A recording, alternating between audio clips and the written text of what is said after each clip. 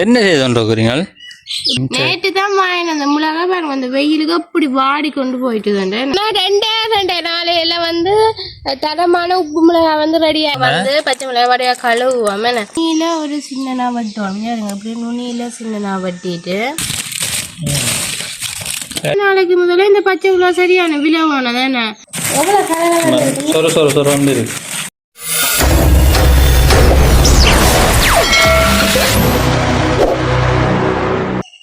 அனைத்து உறவுகளுக்கும் வணக்கம். நாங்கள் நல்ல சுகமாக இருக்கிறோம், நீங்களும் நல்ல சுகமாக இருக்கணும்னு சொல்லி கடவுளை வேண்டிக் கொள்கிறோம். என்னடா இந்த பச்சை மிளகாயோட இருக்குன்னு பார்க்குறீங்களோ, இன்றைக்கு வந்து நாங்கள் வந்து வத்தல் மிளகாய் வந்து செய்ய போகிறோம். வத்தல் மிளகாய் செய்ய போகிறோம். அதை நாங்கள் என்னென்னு செய்ய போகிறோம்னு தான் நீங்கள் இந்த வீடியோ ஃபுல்லாக பார்க்க போகிறீங்க. அதோட எங்கள் சேனலை மறக்காமல் சப்ஸ்கிரைப் பண்ணுங்கள், லைக் பண்ணுங்கள், கமெண்ட் பண்ணுங்கள், அதோட பக்கத்துக்கு பெல் பட்டனை கிளிக் பண்ணுங்கள். அப்போ தான் நாங்கள் போடுற ஒவ்வொரு வீடியோவை நீங்கள் தொடர்ந்து பார்க்கக்கூடியதாக இருக்குது. ஓகே, நாங்கள் இப்போ வீடியோக்குள்ளே போவோம். என்ன செய்தோன்றீங்க? இப்போ நம்மள இந்த காம்பெல்லாம் உடைப்போம். காம்புடைக்கணுமோ? காம்புடைச்சா தான் நல்லா. காம்புடைய மாவிக்கலாம், காம்பு இல்லாம மாவிச்சா தான் நல்லா. காம்புடைக்காதது இது உடைச்சது. காம்போட மத்த மிளகா போட்டா கொஞ்ச நாள் இந்த காம்பெல்லாம் கலண்டு வந்துடும். ரெண்டு மிளகா வந்து இலகி கொண்டு போயிடும். காம்பு உடைச்சு இப்ப இந்த இப்படியாவே வைக்கிறது. இப்ப காம்பு உடைச்சிட்டு பாருங்களேன் என்னன்னு செய்யறேன்னு சொல்லி. நீங்க நேற்று தான் வாங்கின அந்த மிளகா பாருங்க, அந்த வெயிலுக்கு அப்படி வாடி கொண்டு போயிட்டு தானே.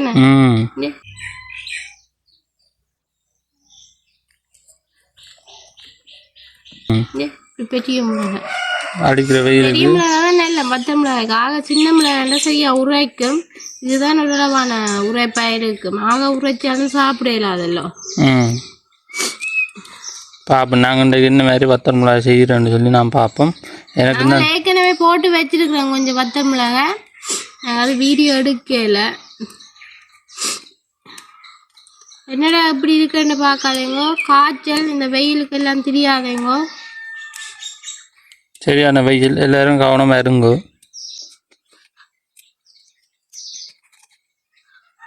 இப்போ வந்து எல்லாம் உடைச்ச அப்புறம் பார்ப்போம். நாங்கள் என்ன எல்லாம் முடியட்டுக்கும் பார்ப்போம். அதுக்கப்புறம் பார்ப்போம் என்ன மாதிரி செய்யணும், என்ன மாதிரி அவிக்கிறது, என்ன மாதிரி வந்து செய்முறை பார்ப்போம். கொஞ்சம் விலை போல இருக்கேன். என்னன்னு சொல்லி பார்த்தீங்கன்னா, யாழ்ப்பாணத்துலாம் பச்சை மிளகாய் சரியான விலை குறைவு. ஏன்னா கிலோ என்ன விலை? அங்க கிலோ 70 ரூபா, 80 அப்படி விற்கிறோம். அப்படி எல்லாம் விற்கணும். கிலோ 200 ரூபா. கிலோ வந்து இங்கே வந்து 200 ரூபா எங்களோட முழங்கால் சந்தையில். அதே இப்படி விற்கிறான்னு சொல்லி எங்களுக்கு தெரியல. ஒவ்வொரு இடத்துல ஒரு விலையில் விற்கிறாங்க. இப்படி பார்க்கணும்னா யாழ்ப்பாணத்தில் போய் பண்ணி கொண்டு வரலாம். அப்படி அவிக்கிறேன்னு சொன்னால் பண்ணி கொண்டு ஏன்னா அப்படி செய்யறான்னு சொன்னால் லாபம்.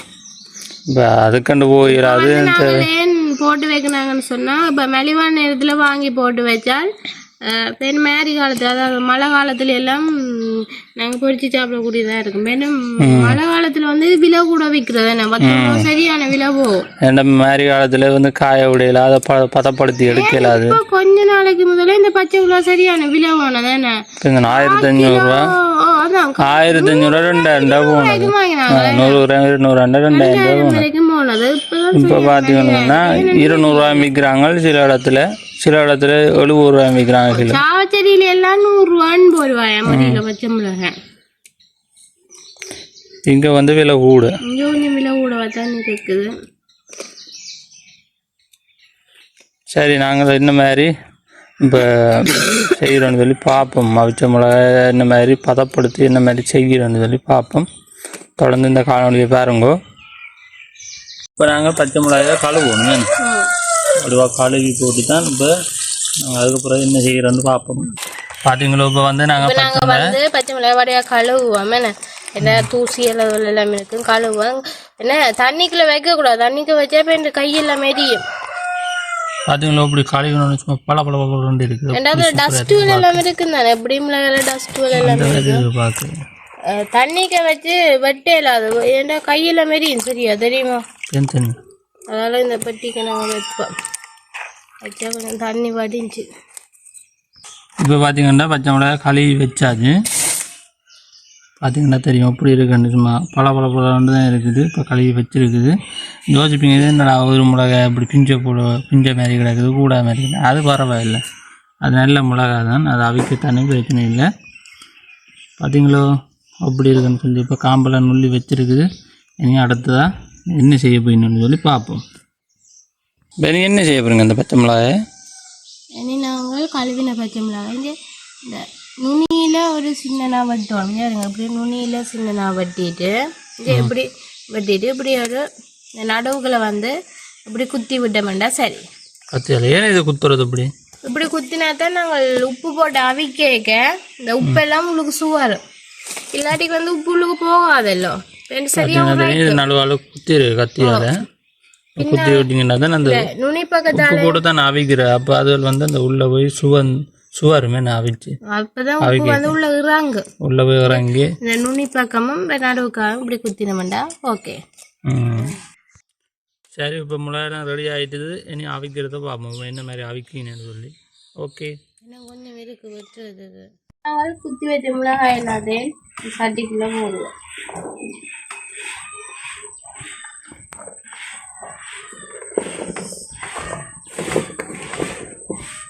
காரமான மிளகாய் தான் இது. கையெல்லாமே தீயுது எனக்கு இப்போ. அப்படித்தான் தெரியும். 3/4 கிலோ மிளகாய்க்கு வந்து நாங்கள் ஒரு கைப்பிடி உப்பு பார்ப்போம். இப்போ எந்த கையால் ஒரு கைப்பிடி உப்பு போட்டுக்கிறோம். இது வந்து 3/4 கிலோ மிளகாய். ஏன்னா உப்பு கொஞ்சம் கூடுதலாக போட்டால் தான் நல்லா இருக்கும், இல்லாட்டிக்கு ஆக உரைக்கும். அதோட இந்த ஜொக்கால வந்து இந்த 3/4 கப் தண்ணி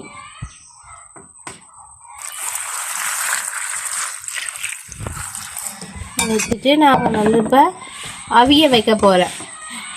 சில பேர் வந்து நான் பார்த்துருக்கேன் மிளகாய் வந்து அவிய வைக்கிறது இல்லை, அப்படியே உப்பையும் போட்டு சில பேர் தயிர் போட்டும் செய்கிறதா. நான் வந்து மோர் மிளகாய்னு சொல்லிடுறேன். இது வந்து உப்பு மிளகாய் வத்த மிளகாய் இந்த நிறைய பேரால் சொல்கிறதா. நாங்கள் வந்து அவிச்சு தான் காய விடுறோம். அடுப்பை வந்து ஆன் பண்ணி விடுவோம். வந்து நல்லா அவியட்டு கொஞ்சம் அவிஞ்சு வர ஒருக்கா கரண்டியால் பிரட்டி விட ஓகே. தண்ணி வந்து நல்லா வத்தணும், வத்த மாதிரியே அவிய வைக்கணும். அப்போ தான் அந்த உப்பு எல்லாம் சேரும் மிளகாயோட, அப்போ தான் டேஸ்டாக இருக்கும். சரி, அவிய விட்டு பார்ப்போம்.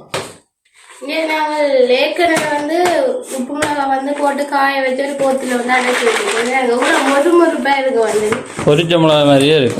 இது வந்து பொரிக்காமலும் சாப்பிடலாம். இங்கே நான் சும்மா சாப்பிடணும்.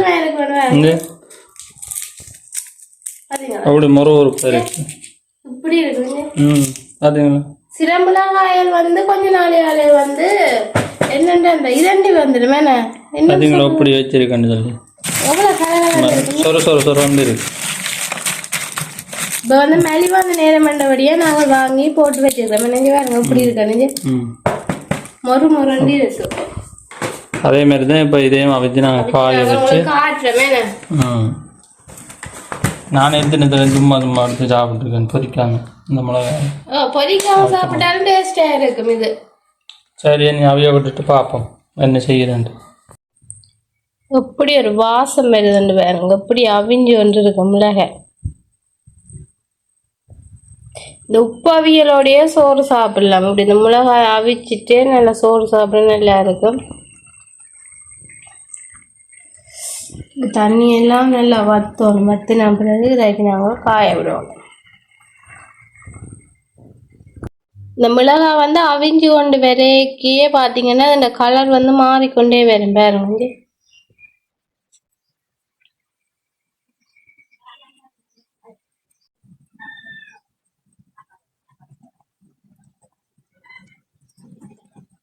ஓகே, இப்போ வந்து மிளகாய் நல்லா வத்தி கொண்டு வந்துட்டு தென் இப்படியே நாங்கள் அடுப்பை நிப்பாட்டி சட்டியோட கொஞ்சம் நேரம் விடுவோம். அப்போ தான் அந்த தண்ணி எல்லாம் மிச்சமெல்லாம் அந்த மிளகாயோட சேரும். வேங்க நல்லா வத்திட்டு வேங்க சைட்டால் வந்து உப்பு எல்லாம் பூத்துருக்கு வெள்ளை வழியாக பார்த்தீங்களா. நல்லா அவிய வைக்கணும், அந்த தண்ணி வத்தும் அளவு நல்லா அவிய வைக்கணும். நாங்கள் இப்போ கொஞ்சம் நேரம் அடுப்பை நிப்பாட்டி விடுவோம். அப்படியே மிளகாய் வந்து நல்லா அவிஞ்சிட்டுதுங்க. எப்படி இருக்குன்னு வேணும், காஞ்ச மாதிரி இருக்கும், கொஞ்சம் தண்ணியும் இருக்கக்கூடாது. நல்லா வந்து அவிஞ்சிட்டு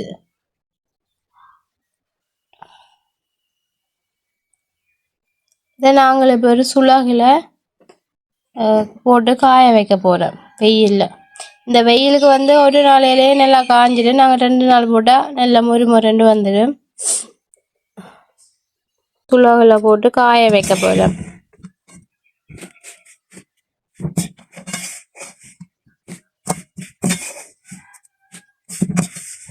சட்டிக்குள்ள கொஞ்சம் தண்ணி முடியல, எல்லாம் அப்படியே வத்திட்டு.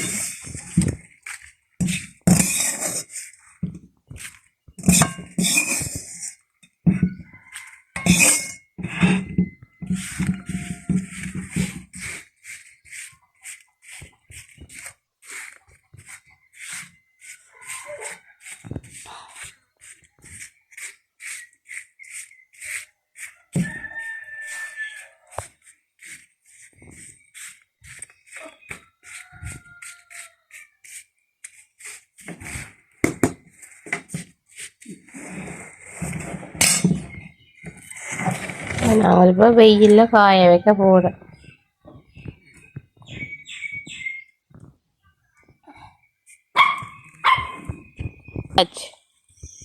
இப்போ வந்து நாங்கள் வெயிலில் காய வச்சுட்டோம்.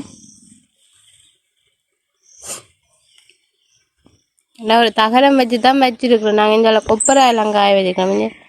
தேங்காய் எண்ணெய் ஊற்ற இந்த வந்து மிளகாய் நாங்கள் ஒரு சுலோவில் போட்டு காய வச்சுக்கிறோம். இனி இது நல்லா காஞ்சா பிறகு பார்ப்போம். ஒரு நாளையில வத்தல் மிளகாய் உப்பு மிளகாய் வந்து அப்படி வந்துட்டு வேறுங்க. ஒரு நாள் தான் எவ்வளோ சூப்பராக இருக்கு அந்த சொர சொர. என்ன நாளைக்கு மேலே மட்டும் வெயிலில் வச்சு விட்டா நல்ல மொறு பொறுப்புங்க. அது இந்த வெயிலுக்கு அப்படி இருக்கு மேடம், அப்படி மொறு பொறுப்புட்டு அப்படி இருக்கு. என்ன உடாய் என்ன அவ்வளோது காஞ்சிட்டு. இப்போ இந்த மிளகா வந்து இப்போ ரெடி ஆகிட்டு எத்தனை நாள் ஆகினது? இது பார்த்தீங்கன்னு சொன்னால் 2 நாளையில வந்து தரமான உப்பு மிளகாய் வந்து ரெடி ஆகிட்டு. இதை வந்து நிறைய பேர் உப்பு மிளகாய், வத்தல் மிளகாய், மோர் மிளகாய்லாம் நிறைய பேர் சொல்லுவேன். நாங்கள் வந்து வத்தல் மிளகாய்னு தான் எனக்கு வாயிலே வந்துருக்கேன். நான் உப்பு மிளகாய்னு தான் சொல்கிறேன். ஏன்னா பார்த்தீங்களா முந்தியாண்டா ஒரு 5-6 நாள் ஆகும். இப்போ 2 வெயிலே காஞ்சி அடிக்கிற வெயிலில் ஒரு நாளையிலேயே காஞ்சிடும். என்ன மொறுமொறுப்பு தன்மை ஆகிறதுக்காண்டி 2 நாள் நாங்கள் வெயிலுக்கு வச்சிருக்கிறோம். 2 நாள்லேயே உப்பு மிளகா ரெடி. ரெடி அப்படி இருக்குன்னு பார்த்தீங்களா மிளகா அப்படி சூப்பராக வந்து காஞ்சிருக்கு. என்ன நாங்கள் மிளகாய் பொரிச்சு சாப்பிட்னாங்களே என்ன சோறுக்கு சோத்துக்கு டேஸ்டாகவும் இருந்தது.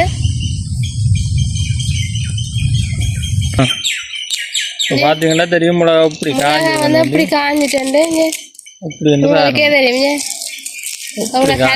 பொரிச்ச மாதிரியே வந்துட்டு மிளகா. நான் கடையில எல்லாம் பார்த்துருக்கேன். இப்படி சப்பன்னு இருக்குமே நம்ம மிளகா. அப்படி காஞ்சி இப்படி செய்துட்டு ஒரு போத்தலுக்கு வச்சு மூடி வச்சாலும் ஒரு வருஷத்துக்கு பொரிச்சு சாப்பிடலாம். அதுவும் பழஞ்சோரோட பொரிச்ச மிளகா சாப்பிட்டா இன்னும் சூப்பராக சாப்பிடலாம். அவசரத்துக்கு சாப்பிடலாமே சோறோட எண்ணெய் விட்டு பொரிக்க தேவையில்லை. இப்படியே சாப்பிட்டாலும் நல்லா தான் இருக்கும். ஓகே, எங்களோட காணொலி உங்களுக்கு பிடிச்சிருந்தால் மறக்காம என்ன செய்யணும்? சப்ஸ்கிரைப் பண்ணுங்க, லைக் பண்ணுங்க, ஷேர் பண்ணுங்க, கமெண்ட் பண்ணுங்க. அதோட பக்கத்துல இருக்க பெல் பட்டனை கிளிக் பண்ணுங்க. அப்போ தான் நாங்கள் போகிற ஒவ்வொரு வீடியோனே நீங்கள் தொடர்ந்து பார்க்கக்கூடியதாக இருக்கும். ஓகே, இன்னொரு காணொலி உங்களை சந்திக்கின்றோம். ஓகே, பாய்.